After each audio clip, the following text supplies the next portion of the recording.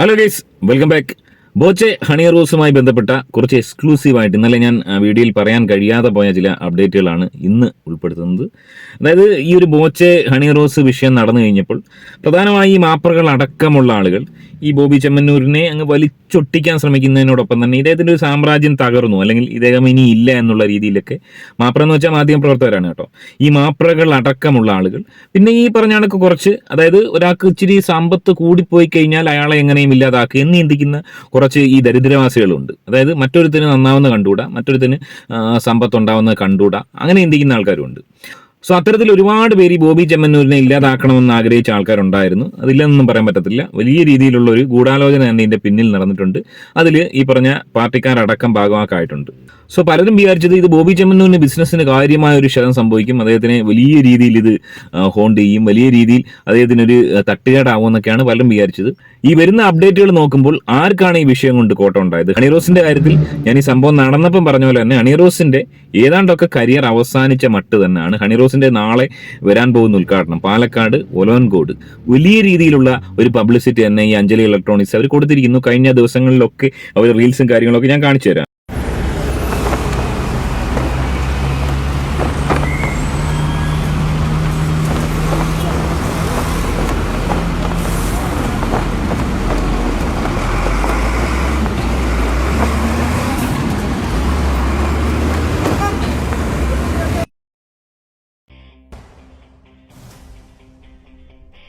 എപ്പോ ശരിക്കും എടാ പാലക്കാട് ഹണി റോസ് വരുന്നു.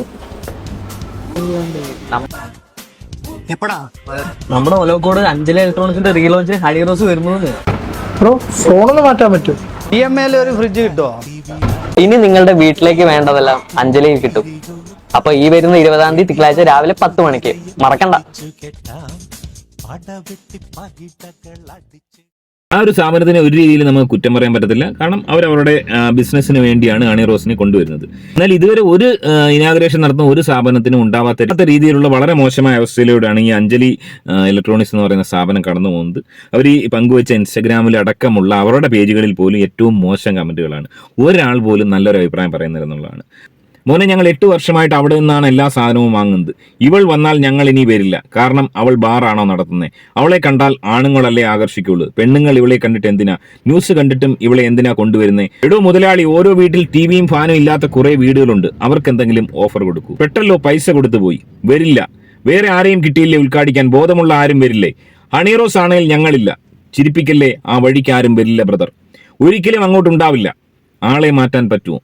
ഒരൊറ്റ കമന്റ് പോലും ഈ ഒരു സ്ഥാപനം ഉദ്ഘാടനം ചെയ്യുന്നു എന്ന് പറഞ്ഞിട്ട ആ ഒരു പോസ്റ്റിൽ ഒരൊറ്റ പോസിറ്റീവ് കമന്റ് ഇല്ല. അതായത് അവിടുത്തെ സ്റ്റാഫ് പോലും ഒരു കമന്റ് അടിക്കാൻ സാധിച്ചില്ല എന്നുള്ളതാണ് വാസ്തവം. വളരെ ദുഃഖകരമായ ഒരവസ്ഥ.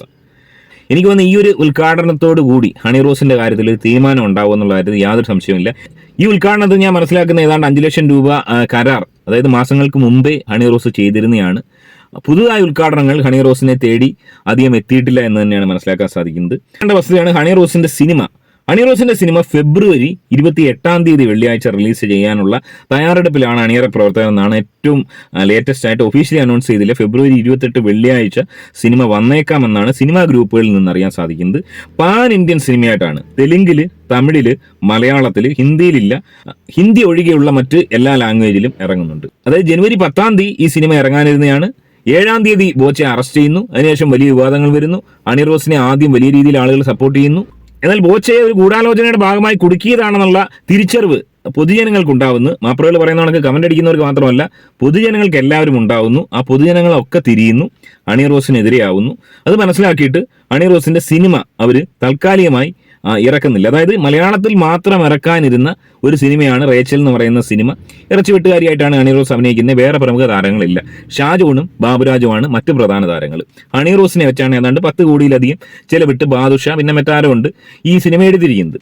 അന്ന് ഇറക്കാനിരുന്ന സിനിമ ഇറക്കാതിരുന്നിട്ട് അവർ പറഞ്ഞൊരു കാര്യം, ഞങ്ങൾ ഈ സിനിമ ഇറക്കാത്തതിന് കാരണം ഈ വിവാദമല്ല, ഇത് പാൻ ഇന്ത്യൻ റിലീസായിട്ട് ചെയ്യുവാണ്. മലയാളത്തിൽ മാത്രം ഇറക്കാൻ ഡബ്ബിംഗ് ഒക്കെ കഴിഞ്ഞിരുന്ന ഈ സിനിമയ്ക്ക് പെട്ടെന്ന് മറ്റ് സംസ്ഥാനങ്ങളിൽ നിന്ന് കുറച്ച് ഇറങ്ങക്കാർ വന്ന് അവർ ആവശ്യപ്പെട്ട് പാൻ ഇന്ത്യ ആയിട്ട് ഇറക്കാൻ വേണ്ടി ഡബ് ചെയ്തുകൊണ്ടിരിക്കുകയാണ്. അതുകൊണ്ട് എല്ലായിടത്തും ഒരുമിച്ച് ഇറങ്ങാൻ വേണ്ടി മലയാളം റിലീസ് മാറ്റിയെന്നാണ് ബാദുഷ പറഞ്ഞത്.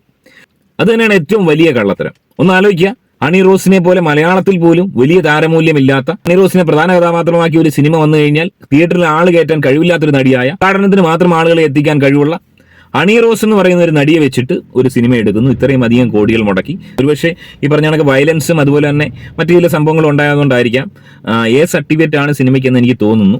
അപ്പോൾ അത്തരം ഒരു സിനിമ എടുത്തതിന് ശേഷം മലയാളത്തിൽ ഇറക്കാൻ ശ്രമിക്കുമ്പോൾ ഈ സിനിമ കണ്ടതിന് ശേഷം തെലുങ്കിലും കന്നഡത്തിലും തമിഴിലും ഉള്ള വിതരണക്കാർ വന്ന് സിനിമ ആവശ്യപ്പെടുന്നു എന്ന് ആലോചിക്കുക. ഹണി റോസിനെ പോലുള്ള ഒരു താരമൂല്യമുള്ള ആളുടെ സിനിമ ഈ പറഞ്ഞ വിതരണക്കാർ ആവശ്യപ്പെട്ടു എന്ന് പറയുന്നത് എത്രമാത്രം യാഥാർത്ഥ്യമാണ്? എത്രത്തോളം ഹണി റോസിന്റെ ഈ ഒരു സിനിമ പാൻ ഇന്ത്യ ആയിട്ട് വിറ്റഴിക്കാൻ സാധിക്കും?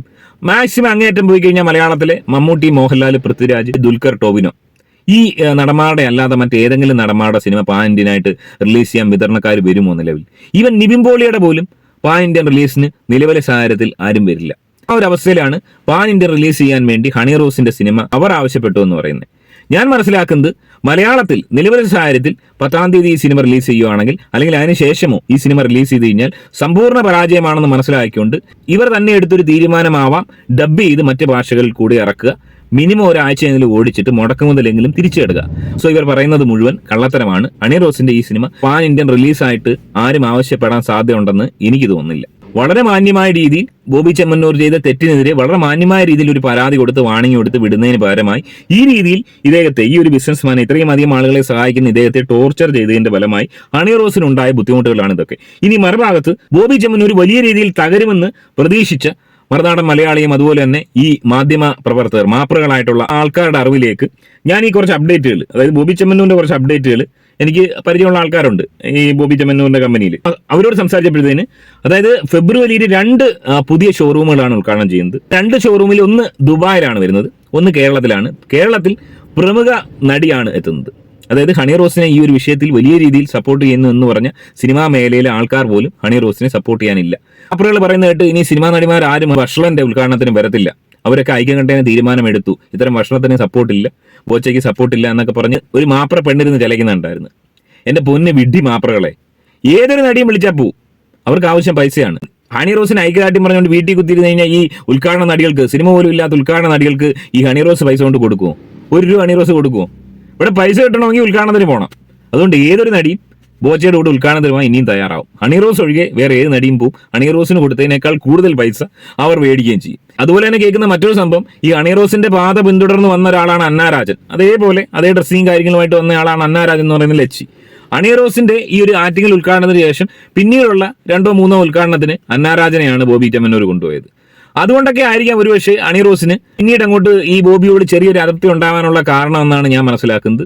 അതുപോലെ തകർന്നു തരിപ്പണമാകുമെന്ന് പറയുന്ന ബോബി ചെമ്മന്നൂരിന്റെ ഏറ്റവും വലിയൊരു എക്സ്ക്ലൂസീവ് അപ്ഡേറ്റ് എന്ന് പറയുന്നത്, നേരത്തെ പുള്ളി സൂചിപ്പിച്ചതാണ്, ഏപ്രിൽ-മെയ് മാസങ്ങളിൽ സാക്ഷാൽ മെസ്സിയെ തന്നെ, അർജന്റീനയുടെ ലെജൻഡറി ഫുട്ബോൾ പ്ലെയറായ മെസ്സിയെ കേരളത്തിലേക്ക് കൊണ്ടുവരുന്നത് മാത്രമല്ല ചെമ്മന്നൂരിന്റെ ബ്രാൻഡ് അംബാസഡറായി മെസ്സി മാറും എന്നുള്ളതാണ് വാസ്തവം. കേരള ഗവൺമെന്റ് തന്നെ മെസ്സിയെ കളിക്കാൻ കൊണ്ടുവരാൻ ശ്രമിക്കുന്നുണ്ട്. ഇതുവരെ അതൊന്നും ആയിട്ടില്ല.